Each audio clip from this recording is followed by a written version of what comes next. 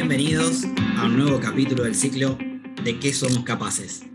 Un podcast para escuchar en el bondi, en el tren o mientras te pegas una ducha. Un podcast pensado para recorrer y conocer cuáles son nuestras capacidades nacionales, aquellas necesarias y estratégicas para la construcción de un proyecto nacional, científico, tecnológico e industrial donde quepamos todos. Grupo San Juan es un grupo multidisciplinario de peronistas que bregamos por vincular la ciencia, la tecnología, la innovación, la producción y el trabajo con un proyecto político soberano.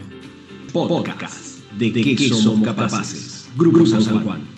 Buenos días, buenas tardes, buenas noches, dependiendo del horario en que estés escuchando.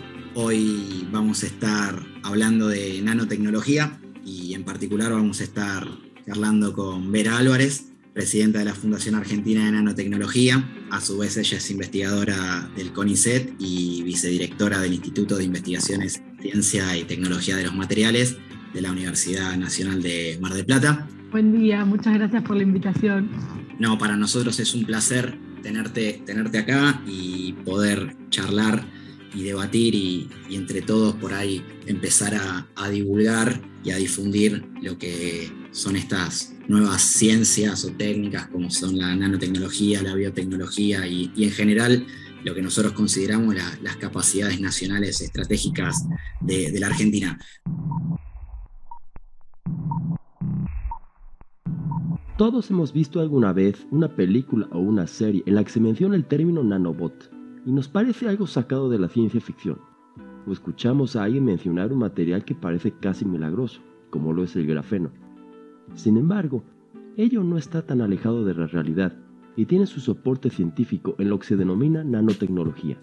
Por eso, y antes que nada, sería ideal que nos cuentes a todos nosotros qué es la nanotecnología y de alguna manera cuál es ese rol que cumple la Fundación Argentina de Nanotecnología o FAN, que seguramente charlemos desde ese lugar más coloquial. Bueno, en realidad cuando uno habla de nanotecnología, habla de la nanociencia se ocupa de estudiar objetos muy pequeños, ¿sí? La definición de nanómetro en realidad es un tamaño muy pequeño que es de 10 a la menos 9 metros. Esto capaz que no significa mucho para las personas, entonces claramente lo podemos relacionar con el tamaño de un virus, de una bacteria, que bueno, en los últimos años han cobrado significancia, con lo cual todo el mundo tiene claro lo que es. Estamos hablando de esas escalas muy pequeñas. Eso estudia la nanociencia. Ahora, la nanotecnología lo que hace es aprovechar las diferencias que tiene la materia a esa escala para generar cosas que sean útiles, materiales, objetos, sensores, cosas que sirvan para un montón de aplicaciones que vamos a ir contando y que usen como base la diferencia que la escala de la materia nos permite. O sea, la materia a esa escala presenta propiedades diferenciales que no tienen ni a la macro ni a la microescala. Y esto es lo que hace que podamos aprovechar esas diferencias para generar cosas que sean de utilidad. La nanotecnología en realidad es una ciencia multidisciplinaria, o sea, reúne física, química, matemática, ingeniería, biología. No es una ciencia única, sino que es multidisciplinaria y a partir de esa multidisciplina o saberes de distintas áreas genera todas estas posibilidades. Y la fundación, la FAN, ¿cuál es su rol en esta divulgación y generación de nanotecnología? Bueno, en realidad la fundación tiene diversos objetivos, ¿sí? Lo importante es que esta fundación principalmente se dedica a lo que tiene que ver con promocionar, ¿sí? Y promover los proyectos que se basen en nanotecnología. Esto tiene que ver también con que la nanotecnología sea una palabra de uso más corriente o más común, y la utilicemos, como te decía, en cosas que sirvan para nuestra propia realidad. Así que la FAN tiene como objetivo principal promover lo que tiene que ver con proyectos de base tecnológica. Eso sería lo más importante. En realidad, la Fundación está dedicada a promover el desarrollo de proyectos y emprendimientos con nanotecnología, pero a su vez a difundirlos en los distintos sectores de la sociedad argentina.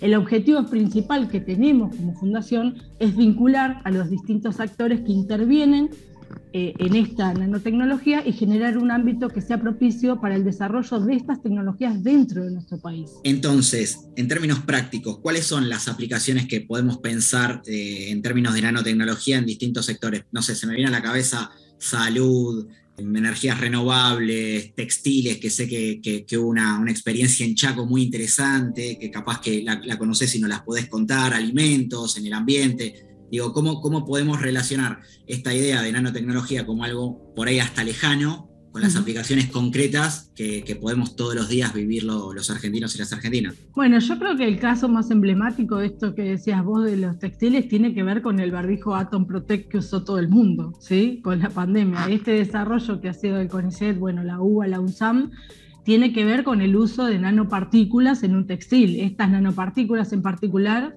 eran capaces de inactivar al COVID como a otros virus, y eso fue algo que resultó muy fantástico para todos, porque a partir del uso de esta tecnología pudimos tratar de prevenir este virus que nos estaba afectando a todos. En lo que tiene que ver con salud se utilizan cosas muy interesantes, como por ejemplo la liberación controlada de principios activos.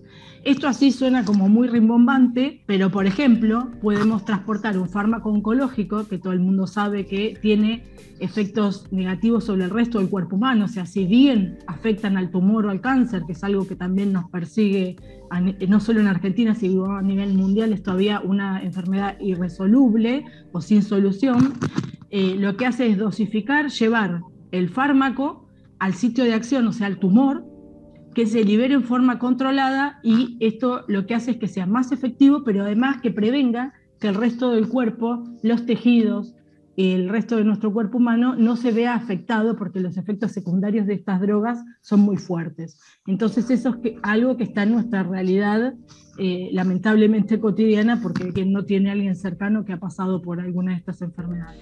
Hablemos de capacidades nacionales. En lo que es agroindustria, por ejemplo, que es algo súper fundamental en nuestro país, el campo, el agro, hay algunas opciones que tienen que ver con reemplazar los agroquímicos convencionales, que también sabemos que es algo muy tóxico para la salud y el ambiente, o sea, tanto la salud humana como el medio ambiente, para los trabajadores que aplican estos agroquímicos, y también para cuando consumimos nosotros frutas, verduras, demás, tanto en lo que es agricultura como horticultura. Tenemos mucho cordón fruto-hortícola también en Mar del Plata, La Plata, en varios lugares, donde tenemos lechuga, tomate, o sea, cosas súper normales, que la realidad es que cada vez tienen más plagas, esas plagas generan resistencia, entonces todos estos agroquímicos se usan cada vez más dosis y cada vez sirven para menos. Entonces la nanotecnología nos permite dos cosas. Primero, dosificar estos agroquímicos convencionales para usarlos también, que los lleven al sitio de acción de la planta, que no queden en los cursos de agua, que no haya deriva, o sea, que no vuele y aparezcan en cualquier otro lado y los terminemos inhalando y generando otras enfermedades. Pero además también sirve para tratar de reemplazarlos por sustancias más inocuas que tengan que ver con la producción hortícola y agrícola, básicamente con lo relacionado a lo que se llaman bioestimulantes. Esto es, sustancias que activan los mecanismos innatos de defensa de la planta. Sería como si a nosotros nos vacunan. En vez de para que a una maleza le pongamos un herbicida y ese herbicida mate a la maleza, hacemos que la planta se defienda sola de ese agente externo. Y eso puede servir para herbicidas, plaguicidas, fungicidas, para un montón de sustancias que habitualmente en ciertas dosis son tóxicas y pueden quedar en los alimentos y también en los cursos de agua. En lo que es remediación de aguas, para el tratamiento de un montón de contaminantes, desde metales pesados, ¿sí? Que hay arsénico y demás también elementos que hay en el agua, pero también agroquímicos, que ahora se llaman contaminantes emergentes, que hay mucho lo que es agroquímico que termina en cursos de agua, y lo que son sustancias que ingerimos nosotros para ciertos tratamientos de enfermedades, por ejemplo, antibióticos o pastillas anticonceptivas, que son muy útiles para algunas funciones, pero lo que absorbe el cuerpo humano es muy bajo y por orina lo eliminamos y va a parar a cursos de agua. Todos esos se llaman contaminantes emergentes porque hasta hace un tiempo no se conocían.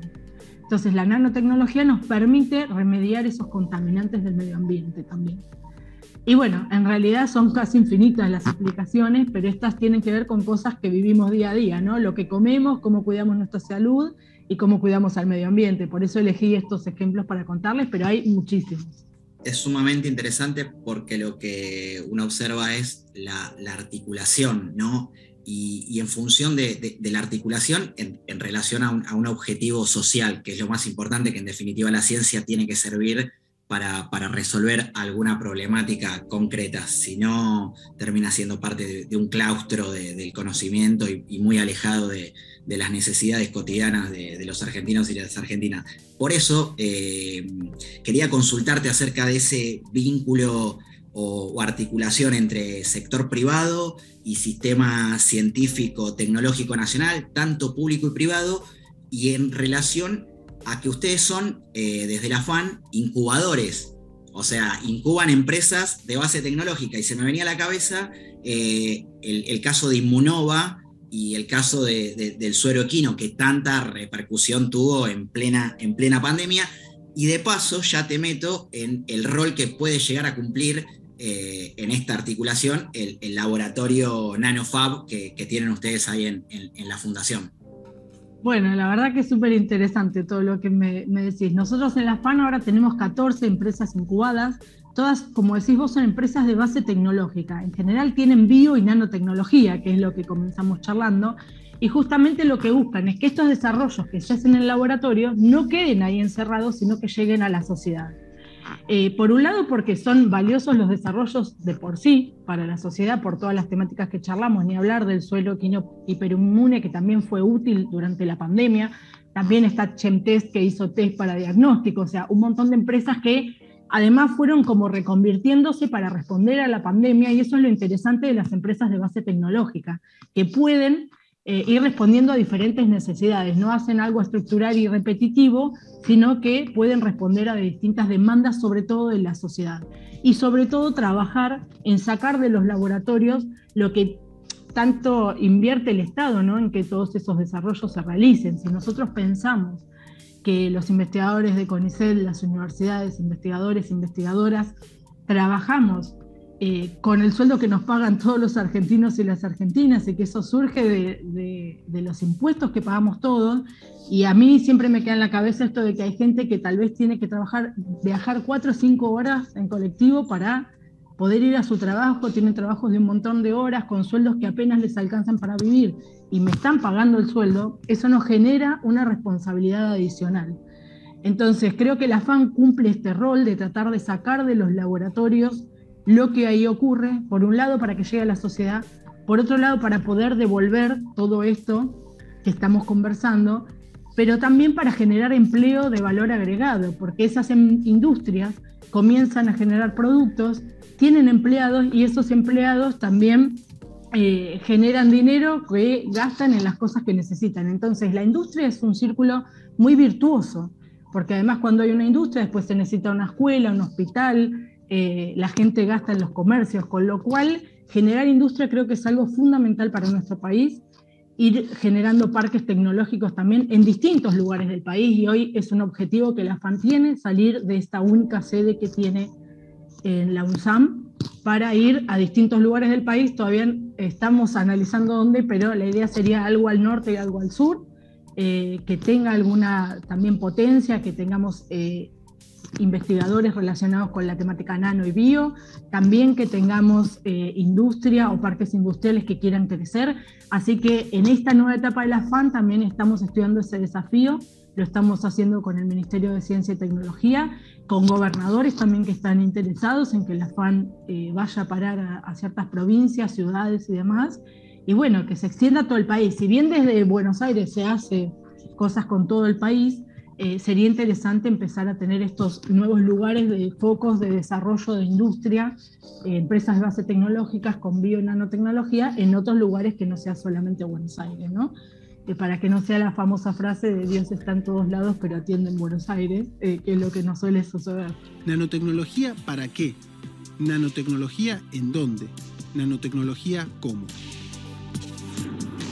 La idea de federalizar la ciencia, la tecnología, el conocimiento, la innovación productiva es realmente, digo, el proyecto político nacional y popular que determinados sectores proponemos y militamos constantemente. Yo el otro día chusmeaba el mapita que tienen ustedes ahí de la FAN, de actores, sí. de actores, ¿no? Y veía cierta concentración, si se quiere, en el área central, en el área pampeana. Algunas cositas interesantes se ven en el sur, en Neuquén, en Río Negro, pero digo, todavía tenemos una distancia tecnológica en algunas provincias que estaría bueno que mediante estas movidas que hacen ustedes pueda llegar a todos lados. Y te meto ahí a penitas como para charlar, porque me pareció interesante y quiero saber qué opinás vos acerca de la ley de bio y nanotecnología, que hace muy poco tiempo tuvo media sanción en la Cámara de Diputados. Digo, ¿cómo esta ley o esta media sanción va a repercutir, va a generar externalidades positivas en el campo de la industria, de la innovación, de la técnica, de la tecnología? Bueno, esta ley es muy importante y esperamos que durante agosto se apruebe también, tenga la otra media sanción, esa sería la idea, y tiene que ver con un montón de beneficios impositivos, sobre todo para industrias que se dediquen a incorporar estas tecnologías, la bio y la nanotecnología. Así que yo creo que eso va a ser también un disparador para que estas industrias, algunas que ya lo hacen sin saber qué es nano, porque también existe eso, ¿no? El desconocimiento de qué es lo que están haciendo, y algunas que lo puedan ir incorporando en distintos productos, procesos y servicios, puedan vincularse con actores del sector científico, académico. Yo creo que ahí la FAN va a tener un rol fundamental el linkear a estos dos actores, ¿sí? A los actores de las industrias que quieren innovar en nanotecnología, con los sectores académicos que vienen trabajando en esas temáticas, muchas veces solo dentro del laboratorio. Así que yo creo que es fundamental, y eso unido a la ley del financiamiento de la ciencia y la tecnología, que también uno de sus principales objetivos es federalizar la ciencia y la tecnología y la innovación, como decías vos muy bien, son dos leyes fundamentales para que avance todo esto, ¿no? Y para cambiar algunas cuestiones. Exactamente, ¿no? Una articulación entre distintos marcos normativos. Pensaba también en la Ley de Economía del Conocimiento, que también es fundamental en todo este proceso de desarrollo de la ciencia, la tecnología y la innovación productiva. Te saco un poquito de tema y te cuento que a nosotros nos escuchan muchos docentes, y estuve ahí chusmeando, y ustedes tienen un programa muy interesante que es el programa de nanotecnología por un día, que tiene que ver con la idea de divulgación, de ir a las escuelas.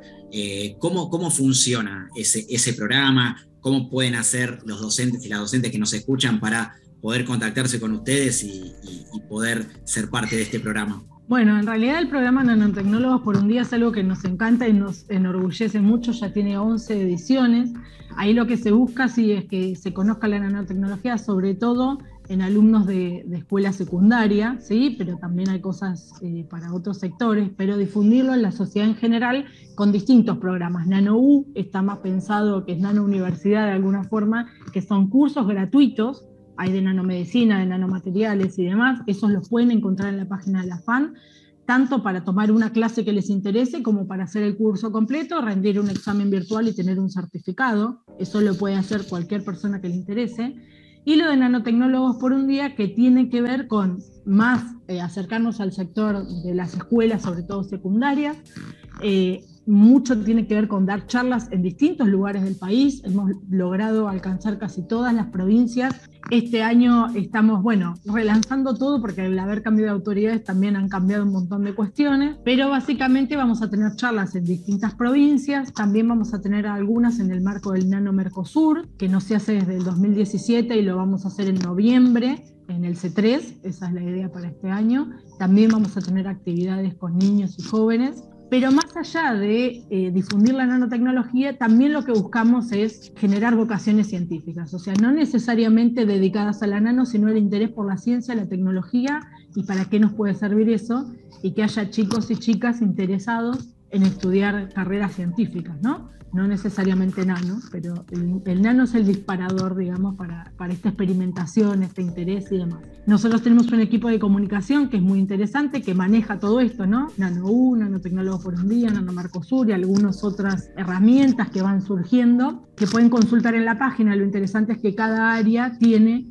una página de consulta dentro de la FAN, un mail donde se pueden comunicar y siempre respondemos. Excelente, ya saben los docentes y las docentes que escuchan que se pueden comunicar vía mail, y la recomiendo mucho la página de la FAM porque es interactiva, es piola para quienes intentan arrancar a saber de qué se trata el tema. Es importante que todos entendamos de ciencia. ¿Por qué? Porque la ciencia es preguntarse cosas y dudar, y es tener pensamiento crítico. Entonces, si todos sabemos de ciencia, podemos juzgar mejor la veracidad de la información que vamos recibiendo. ¿De qué somos capaces? Podcast. Para cerrar, y para irnos bien arriba, quiero que nos cuentes esos proyectos que hoy desde la FAN están en ejecución y cuáles son esos proyectos a futuro, digamos, porque también desde este podcast lo que proponemos es volver a generar esa épica de que somos capaces, porque en algún momento lo fuimos, entonces siempre vamos por más. Digo, ¿qué es lo que nos propone la FAN en términos de proyectos hacia futuro?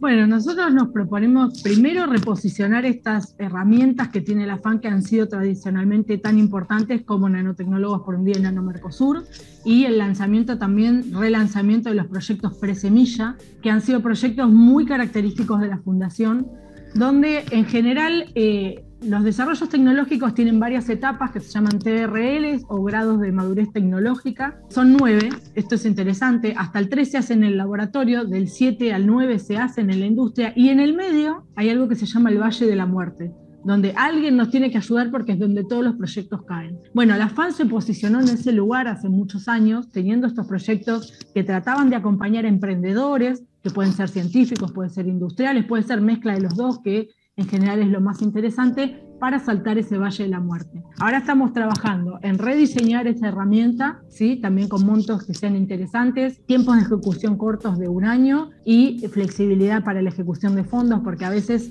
a los científicos lo que nos pasa, a las científicas, es que la ejecución administrativa de nuestros proyectos es muy lenta, tenemos cambios en el dólar, tenemos cierre de importaciones, tenemos varias cosas complejas. Vamos a apostar mucho a la industria nacional, a tener desarrollos propios, también a trabajar en que si algún insumo es importado, eso sea fácil de adquirir porque es para generar algo de mayor valor agregado. Vamos a trabajar en algunas sedes más que tengan que ver con tener oficinas, más para el área de comunicación y vinculación, pero no una incubadora como es la NanoFAM. La NanoFab de por sí tiene sus propios proyectos, y acá tenemos algo muy interesante que es la gran articulación entre el Ministerio de Ciencia y Tecnología con el Ministerio de Desarrollo Productivo, que vos lo mencionaste hace un rato también, que son elementos fundamentales, pero que no siempre han trabajado en conjunto. Hoy por hoy tenemos esta posibilidad desde el interés de ambos ministros. Fíjate que la primera semana que asumió Scioli, uno de los lugares que visitó fue la FAN, para nosotros fue fundamental, y fue acompañado de Daniel Filmus. Es simbólicamente muy importante que conozcan lo que hacemos, para qué lo hacemos y cómo lo hacemos. Por otro lado, la NanoFab tiene sus propios proyectos donde acompaña desarrollos que son demandas que vienen externamente. También ahí tienen en la página un formulario de consulta y un mail de la NanoFab, donde pueden generar proyectos donde la NanoFab los acompañe o donde los vincule a un grupo de investigación que los pueda acompañar. Eso también es interesante. Por otro lado tenemos la VT, que es una unidad de vinculación tecnológica que permite administrar distintos subsidios, sobre todo del Ministerio de Desarrollo Productivo y también algunos del de Ciencia y Técnica, que requieren este acompañamiento de una entidad especializada en proyectos emprendedores e innovadores. Eso también la FAN lo cumple. Y tenemos también el relanzamiento de Nano por un Día y hacer el Nanomercosur después de 5 años. Así que creemos que para este año estamos como completos con todo eso, y trabajar también en muchas mesas que tengan que ver con la articulación público-privada, y también con articular los saberes académicos con los saberes populares, porque como vos decías, no solamente la industria es importante, sino el rol que tiene con la sociedad en sí, la Fundación Argentina de Nanotecnología, que nos parece importante y hay que resignificarlo también. Y en definitiva tiene que ver con la capacidad virtuosa de que articulemos entre los sectores público y privado para generar la mejor sinergia posible entre estos dos ámbitos que muchas veces nos quieren hacer creer que están separados, que son dos espacios estancos que no tienen vínculo entre sí, y las mejores experiencias siempre han sido